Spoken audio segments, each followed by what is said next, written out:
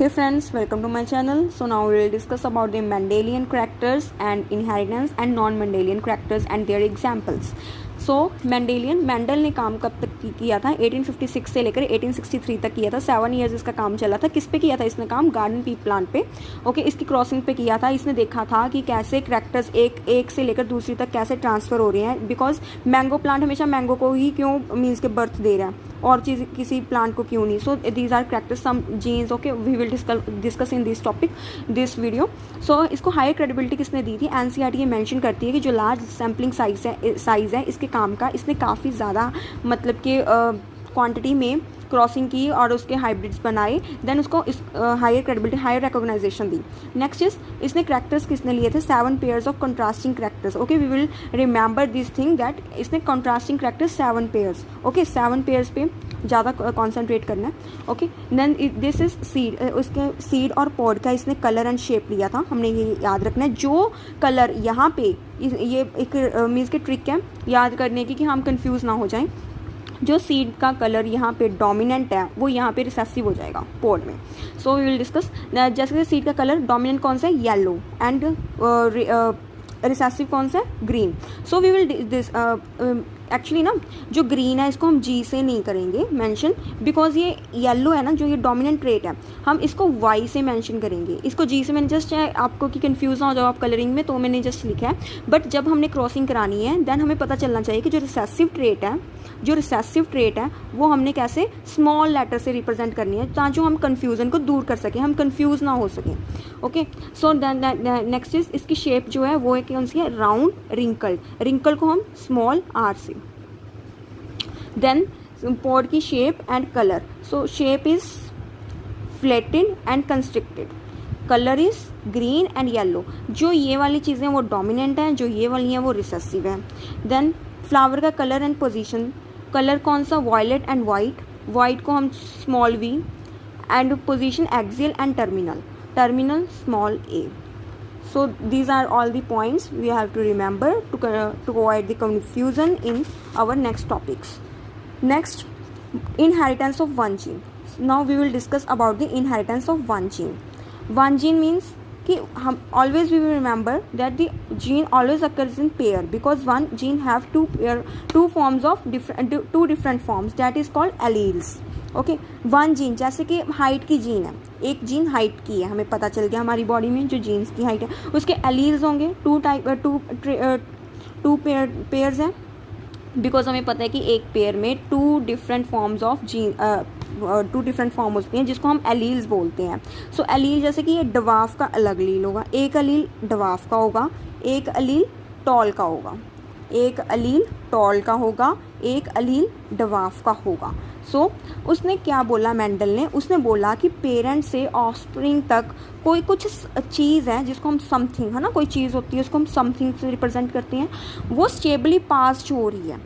So this at the time of Mendel he called it factors. Now at this time it is called it genes. आज के time में इसको jeans बोला जाता है, Mendel के टाइम में इसको फैक्टर्स बोला जाता था. चीज़ वही है, बस नाम बदल गए.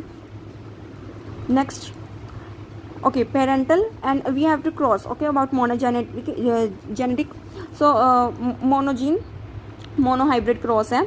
मोनोहाइब्रिड क्रॉस में क्या होता है? एक जीन का क्रॉस करते हैं. जैसे हमने हाइट की जीन ले ली, इसको टॉल से, बिकॉज हमें पता है पेयर में, आप बोलोगे 2 टी क्यों लगाए हैं आपने? बिकॉज ये पेयर में एग्जिस्ट करती हैं. सो यहाँ पे 2 टी टॉल के, डवाफ के 2 टी स्मॉल. ओके, हमें पता एक ना फॉर्मूला होता है कि कितने गैमीट आएंगे यहाँ से. हमें पता है कि यहाँ पे हेट्रोजाइगस 0 है, कोई भी ये होमोजाइगस है और ये भी होमोजाइगस है. ओके, देन एक फॉर्मूला होता है 2 की पावर n, ये हेट्रोजाइगोसिटी. ओके, यहाँ पे हेट्रोजाइगोसिटी कितनी है? 0. Then anything raise to power 0 is equals to 1. So we conclude that from this only one gamete comes and also from this also one gamete comes and all the offsprings in F1 generation. What do you mean by F1? F1 means filial means के रिश्तेदारी. Okay, F1 generation have all the offspring which have the dominant character of tall, heterozygous tall. We have to remember this. ये सभी heterozygous tall होंगे. Next thing is जब हमने selfing की F1 generation को ही हमने सेल्फिंग कर दी इसके साथ, हमें पता है हेट्रोजाइगस टॉल की हमने कर दी। देन इसमें से देखो हेट्रोजाइगस एट कितनी पोजीशन पे ये हेट्रोजाइगस है, एट 1 पोजीशन। सो 2 की पावर 1 एंड 2 की पावर 1 2 आ जाएगा, तो मतलब कि दो फिनोटाइपिक गैमीट्स एंड फिनोटाइप का रेशो सेम होता है। हमें देखना है कि गैमीट्स कितने आएंगे 2, और फिनोटाइप्स भी कितनी रेशो की बनेंगी, 2 रेशोज़ बनेंगी फिनोटाइप की भी, 2 रेशोज़ बनेंगी फिनोटाइप की भी। So there is this is a formula for genotype 3n। Okay, तो 3 हमें पता है कि हेट्रोजाइगोसिटी कहाँ पे है, एक पोजीशन पे है, तो 3 की पावर 1 लगा के 3 जो रेशोज़ हैं वो जीनोटाइप की आएंगी। सो हम चेक कर लेते हैं ये इसको ना पुनेट स्केयर बिकॉज ये रिग्नाल्ड सी पुनेट ने दिया था। एक साइंटिस्ट हुआ था, ब्रिटिश साइंटिस्ट, ये पूछा जाता है नीट में, British scientist, okay, Reginald C Punnett. उसने क्या किया, उसने एक बॉक्स बना के जस्ट क्रॉसिंग कर दी, हमने सिंपल वे में क्रॉसिंग कर दी, it's the same thing. Okay, so this is यहाँ पे टी, यहाँ पे T. Okay, this is from यहाँ पे 2 गैमीट्स आएंगे, हमें पता है कि 2 गैमीट्स बनने हैं, तो एक की इसके साथ, फिर इसकी इसके साथ, फिर इसकी इसके साथ, वही मैंने जस्ट की है, क्रिस क्रॉस की है। पहले इसकी 50% इसकी, 50% इसके साथ, लार्ज टी की, कैपिटल टी की, देन स्मॉल टी की। देन हमें क्या पता लगा कि हेट्रोजाइगस डोमिनेंट 3 बन गए, और डवार्फ कौन सा है, 1, जो पेरेंटल करेक्टर शो कर रहा है। हमने देखा था F1 जनरेशन में कोई भी पेरेंटल करेक्टर शो नहीं कर रहा था, डवार्फ वाला, ओनली डोमिनेंट वाला आ रहा था, डेट इज़ टॉल, डवार्फ वाला नहीं आया। जो डवार्फ वाला तो रिकवर हो गया F2 जनरेशन में, ये F2 जनरेशन है, इसमें कवर हो गया। इसको मोनोहाइब्रिड क्रॉस बोला जाता है बिकॉज हम एक जीन का क्रॉस कर रहे हैं। So that is of height. Okay, तो अगर हम हाइट और कलर या फिर कलर और एनीथिंग एल्स करेक्टर हम अगर ले लेते हैं तो वो डाई हाइब्रिड क्रॉस हो जाता है। देन टॉल एंड डवार्फ की रेशो 3:1 आ जाएगी। फिनोटाइप मैंने बोला था 2 रेशोज़ आएंगी, तो 3:1 2 रेशोज़ आ गई, एक ही है, एक ही है। जीनोटाइप मैंने बोला था 3 आएंगी, 1 2 3 आ गई ना, 1 2 3। आप बोलोगे 1 2 3 1 to 1 कैसे लिखा है आपने, because it's homozygous tall, it's these 2 are heterozygous tall and it is dwarf. So 1 to 1। Okay, next is एक ना फार्मूला होता है, आप पता है ना मैथमेटिक्स में a+b² करते हो, तो हाफ प्रोबेबिलिटी है कि लार्ज टी आएगा, कैपिटल टी आएगा, और हाफ की प्रोबेबिलिटी है कि स्मॉल टी आएगा। जब इसकी स्क्वेयरिंग करोगे तो ये वाले आइडेंटिटी लगा के ना खोल देना इसको, आपके साथ एनसीईआरटी का वो जो पूरा पैरा है ना वो पूरा कवर हो जाएगा इतनी लाइन में। Next is test cross. What do you mean by test cross, जो हाइब्रिड हमारे पास आया उसकी अगर हम डवार्फ पेरेंट के साथ क्रॉसिंग करा देते हैं then it is called test cross. So अगर या हमें कैसे पता चलेगा, ये ना जीनोटाइप बताता है। टेस्ट क्रॉस हमें क्यों चाहिए, ये जीनोटाइप के लिए चाहिए। जीनोटाइप बताता है कि या तो ये होमोजाइगस टॉल होगा या हेट्रोजाइगस टॉल, कौन सा लगा है हमें नहीं पता चल रहा। हम सिर्फ फिनोटाइप के करैक्टर से देख के बता सकते हैं कि ये टॉल है, बट हम ये नहीं बता सकते कि हेट्रोजाइगस टॉल है या होमोजाइगस टॉल है। सो इसके लिए हमें जीनोटाइप की ज़रूरत पड़ेगी। तो जीनोटाइप को चेक करने के लिए हमें टेस्ट क्रॉस की ज़रूरत पड़ेगी। सो यहाँ पे होमोजाइगस टॉल है और हेट्रोजाइगस टॉल है, हम कैसे पता लगाएंगे। मैंने बोला था कि हाइब्रिड को डवार्फ पेरेंट के साथ क्रॉस कर दो। डवार्फ पेरेंट ये बैठे हैं और ये हाइब्रिड है। हाइब्रिड अगर पहले हेट्रोजाइगस डोमिनेंट को क्रॉस करते हैं तो ये रेशोज़ बनती हैं, ये 4 रेशोज़ आती हैं, इस मतलब कि 4 पॉसिबिलिटीज़ आती हैं। तो ये देखो 50% क्या है डोमिनेंट टॉल है ना, डोमिनेंट वाली है, और 50% क्या है dwarf. So 1:1 it is called test cross. अगर हम देख लेते हैं कि अगर होमोजाइगस डोमिनेंट लगा हुआ है जीनोटाइप, इसने डवार्फ के साथ क्रॉसिंग की तो सारे ही टॉल आए, सारे ही टॉल आए। इसने ना एक्चुअली पता है क्या किया था, इसने कलर के साथ किया था, कलर था violet and white. Okay, then it's heterozygous violet, it's homozygous violet with dwarf parent white. So सारे वॉयलेट आए थे, तो यहाँ पे सारे क्या आ जाएंगे, टॉल आ जाएंगे, ऑल आर टॉल। तो हमें पता चल जाता है कि अगर तो होमोजाइगस डोमिनेंट ने डवार्फ पेरेंट के साथ क्रॉस किया तो सारे टॉल आएंगे। अगर हेट्रोजाइगस डोमिनेंट ने तो डवार्फ पेरेंट के साथ क्रॉस किया तो 1:1 की रेशो होगी, इसको टेस्ट क्रॉस बोलते हैं। नेक्स्ट इज नाउ बेंडल ने ना ये सब कुछ देखते हुए 2 लॉज दे दिए थे। एक तो लॉ था लॉ ऑफ डोमिनेंस। ओके, एक लॉ था लॉ ऑफ सेग्रीगेशन। जो लॉ ऑफ डोमिनेंस था वो तो पता ही चल गया कि एक चीज़ डोमिनेंट होगी और एक रिसेसिव होगी इसमें, और जो लॉ ऑफ सेग्रीगेशन था, सेग्रीगेट हम क्या समझते हैं, इस वर्ड से आप क्या समझते हो? सेग्रीगेशन मतलब होता है सेपरेट करना। आपको पता है कि एक जीन हमेशा पेयर में एग्जिस्ट करती है। जब इसकी गैमेटोजेनेसिस होनी है तो हमेशा एक एलील ही जाएगी आगे, बिकॉज हमने क्रोमोसोम नंबर सेम रखना है। जैसे कि ह्यूमंस हैं तो ये 46 डिप्लॉन्टिक 46, देन इसमें से एक मेल पेरेंट है, एक फीमेल पेरेंट है। फीमेल पेरेंट भी डिप्लॉन्टिक है, मेल पेरेंट भी डिप्लॉन्टिक है। तो क्या होएगा, जब इसकी गैमेटोजेनेसिस होगी, अब हमने ऑफस्प्रिंग भी 46 डिप्लॉन्टिक ही बनाना है, तो यहाँ पे 23 देगा, ये भी 23 देगा, तो इसकी फर्टिलाइजेशन हो जाएगी, देन 46 बनेगा ना। सो यही चीज़ है, इसको सेपरेशन बोलते हैं। यहाँ पे जो हुआ इसको सेग्रीगेशन बोलते हैं, ठीक है। ये लॉ ऑफ प्योरिटी है, ये यूनिवर्सल लॉ है, बिकॉज ये हर जगह एप्लीकेबल है।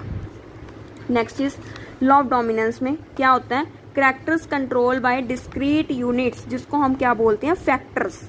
Eight the time of Mendel ने क्या कंक्लूड किया था कि जो कैरेक्टर्स हैं वो कौन कंट्रोल करता है, डिस्क्रीट यूनिट्स, अलग अलग यूनिट्स हैं उसको फैक्टर्स बोलते हैं, छोटे छोटे यूनिट्स डिस्क्रीट। ओके, फैक्टर्स हमेशा बोलता पेयर्स में अक्कर होते हैं। और उसने क्या बोला, डिसिमिलर अगर पेयर है एक फैक्टर का, जैसे ये रहा, ये डिसिमिलर पेयर है, तो एक डोमिनेंट हो जाएगा, एक डोमिनेट कर जाएगा दूसरे पे। जो दूसरे पे जो डोमिनेट करेगा, है ना, जो पहले डोमिनेट कर रहा है उसको डोमिनेटिंग कैरेक्टर ट्रेट बोलते हैं। जो दूसरे पे कर रहा है उसको रिसेसिव बोलते हैं, बिकॉज वो दब गया, वो एक्सप्रेस नहीं हो पाया। Next law of segregation, we have to cover this now. Law of segregation, alleles जो हैं कभी भी ब्लेंडिंग नहीं शो करती, बिकॉज हमने क्या देखा था कि जो पीछे है F1 जनरेशन में जो डवार्फ करैक्टर था वो अपीयर नहीं हो रहा था, बट F2 में ये अपीयर हो रहा था। तो अगर तो ब्लेंडिंग होती तो ये अपीयर ना हो पाता, ये करैक्टर अपीयर ना हो पाता, तो ब्लेंडिंग ये शो नहीं करती है। And that both the character recovered as such in F2, जो F1 में नहीं थे वो दोनों F2 में रिकवर्ड हो गए। और factors and alleles of pair segregate from each other such that gamete receives only one of the two factors. हमेशा गैमीट दो में से एक ही फैक्टर रिसीव करेगा, मतलब कि जीन्स। ओके, सो हम देखते हैं जो सेग्रीगेशन वाला लॉ तो फॉलो करते हैं बट डोमिनेंस वाला फॉलो नहीं करते, ये होते हैं non Mendelian inheritance. Okay friends, then now we will start incomplete dominance. First of all, and 3 examples are there: incomplete dominance, co-dominance, multiple allelism.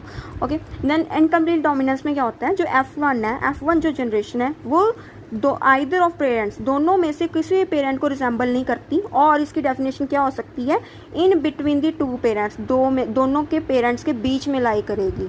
जैसे हम एग्जांपल ले लेते हैं, इसमें एग्जांपल है डॉग फ्लावर, या फिर स्नैपड्रैगन, या फिर एंटीराइनम, एक ही नाम है species. Okay, then second example is Mirabilis jalapa 4 o'clock, ये है प्लांट। द पेरेंटल जनरेशन ले लेते हैं, एग्जांपल देखो, पेरेंटल जनरेशन में क्या है, एक हमने रेड ले लिया, देन वाइट ले लिया, देन हमने क्या किया, एक इसका गैमीट और इसका गैमीट F1 जनरेशन में क्या बन गई, फर्टिलाइज कर दी है, F1 जनरेशन पिंक बन गई। अब देखो ना रेड आ रहा है ना वाइट आ रहा है, मतलब कि हमारी पहले वाली जो स्टेटमेंट है वो ट्रू होगी ना, F1 not resemble either of the parent और in between the two parents. Okay, then this is F1 is pink. Then हमने देखा कि हमने बोला था कि ब्लेंडिंग नहीं शो करती हैं कभी भी एलील्स, तो हमने कैसे समझा इसको, जो F1 है उसको हमने सेल्फिंग कर दी। जब हमने F1 की सेल्फिंग की तो इसमें एक जगह पे हेट्रोजाइगोसिटी थी at one place, then 2 the power 1 is equal to 2, मतलब कि 2 गैमेट्स बन गए, इसके भी 2 गैमेट्स बन गए, इसकी जो प्रोबेबिलिटी है इसको फर्टिलाइज किया, क्रॉसिंग ओवर किया। देन हमने देखा कि एक रेड, 2 पिंक और एक वाइट। यहाँ पे फिनोटिपिक रेशियो है जो है वो डेविएट होगी, मोनोहाइब्रिड क्रॉस से डेविएट होगी 1:2:1, जीनोटिपिक V 1:2:1 आई।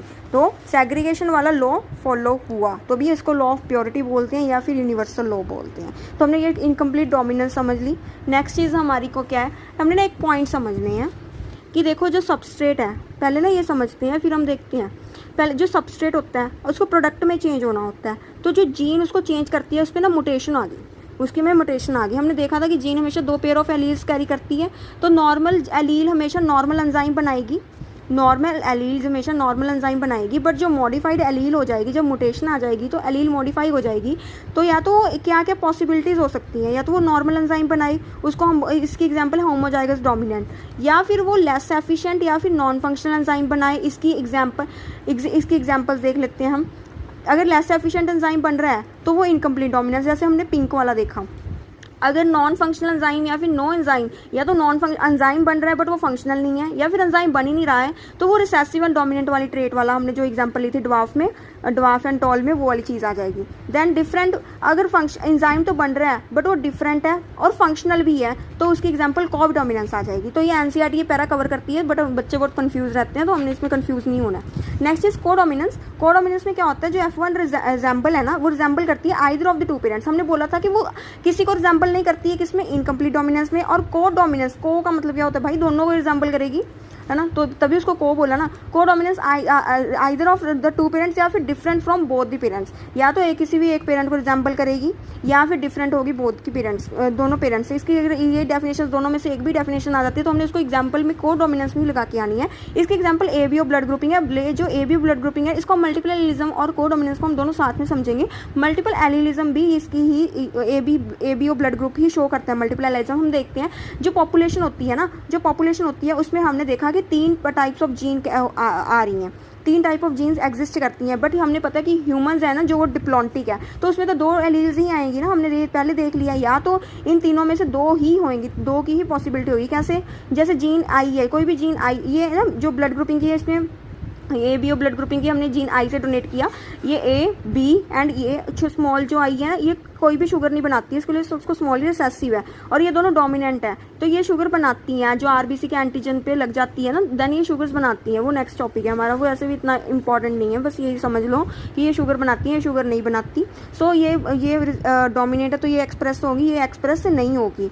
देन ह्यूमन्स में हमें पता था कि 2 एलील्स आएंगी। जैसे कि हम पेरेंटल में हमें एग्जाम्पल ले ली कि पेरेंटल वाली है, जो हेट्रोजाइगस ए वाला है, उसका ए ब्लड ग्रुप होगा, वो बंदा मतलब कि ए वाला है। और अगर हेट्रोजाइगस बी है तो वो बंदा फीमेल है, ये मेल ले लो, ये फीमेल ले लो, कुछ भी ले, तो बी ब्लड ग्रुप का है। जब हमने इसकी क्रॉसिंग कराई तो F1 में क्या क्या पॉसिबिलिटीज़ आई, तो F1 में क्या क्या पॉसिबिलिटीज़ आई, ए बी एंड ओ, जो ये स्मॉल आई है ना, ये ओ ब्लड ग्रुप को रिप्रेजेंट करता है।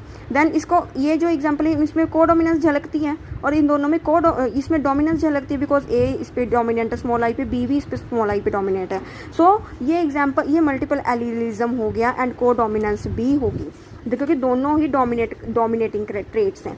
देन इसके अगर हमने जीनोटाइप निकालना हो तो हम इसका फॉर्मूला होता है n/2 × n+1। कैसे, ये जो n है ना, ये पेयर ऑफ एलील शो करता है। यहाँ पे देखो 3 पेयर ऑफ एलील्स जो है ब्लड ग्रुप कंट्रोल करते हैं। तो यहाँ पे 3 डाल दूंगी मैं, 3/2 × 3+1, 3+1 = 4, 2 के साथ 4 कैंसिल हुआ तो 3 आ गया, तो 6 जीनोटाइप्स आ गए। तो मीन्स के 3 पेयर्स ऑफ एलील्स की तो 6 जीनोटाइप आ गए। देखो 3/2, 3+1, ये 4 बन गया, इसको कैंसिल करो तो 6 आ जाएगा। ओके, नेक्स्ट चीज़ हमने एबीओ ब्लड ग्रुपिंग में देखा कि फिनोटाइप कितनी है, फिनोटाइप कितनी है, 4। कैसे, ए बी एंड ओ, ये सभी ब्लड ग्रुप हमें पता है, ये सारे फिनोटाइप्स हैं जो दिखते हैं। जो जीनोटाइप है वो हमारे पास 6 हैं। कैसे, ये ए बी, ये ए, इसमें देखो ये होमोजाइगस डोमिनेटिंग है, ये हेट्रोजाइगस डोमिनेटिंग है। So it's a genotype. तो ये then is homozygous dominating, heterozygous dominating, this is O. So these are all 6 genotypes. So हमारा यहाँ आज का सेशन यहाँ पे खत्म होता है। Thank you friends.